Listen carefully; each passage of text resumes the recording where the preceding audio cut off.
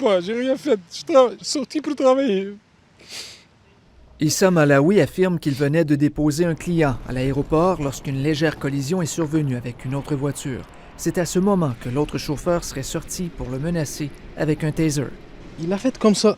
Et moi, là, j'ai fait comme un saut, j'ai comme les yeux très... C'est comme le temps est arrêté pour moi. Quasiment, je le jure, je me souviens de ça, comme tout est arrêté dans ma tête. Il affirme qu'il ne savait pas qu'il s'agissait d'un chauffeur d'Uber.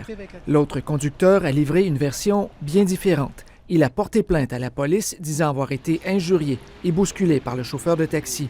L'aéroport a remis les bornes vidéo à la police, qui fait enquête. C'est la première fois qu'un incident semblable survient à l'aéroport.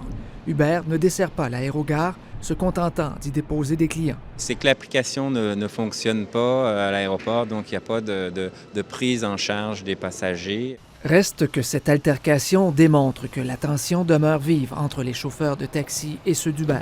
Moi, j'invite tous mes collègues, tous mes chauffeurs, c'est de garder le calme. Quand il y a un problème, qu'ils appellent le contrôleur routier, puis nous autres, on va faire la pression pour que le contrôleur routier fasse sa job. On appelle le contrôleur routier, ils nous disent qu'il n'y a pas assez d'effectifs ou je ne sais pas trop, mais ça, c'est pas notre problème. Selon le président de Taxi Coop, le seul moyen de régler la crise serait que le gouvernement intervienne pour encadrer la pratique d'Uber. Dans une anarchie, c'est que tout le monde fait justice lui-même, puis il faut pas.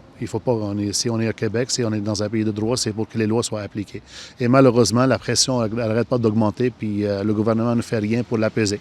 Issa Malawi, lui, se dit bouleversé par sa mésaventure. Je pense que ça peut arriver à Montréal, mais à Québec... Ici Yannick Bergeron, Radio-Canada, Québec.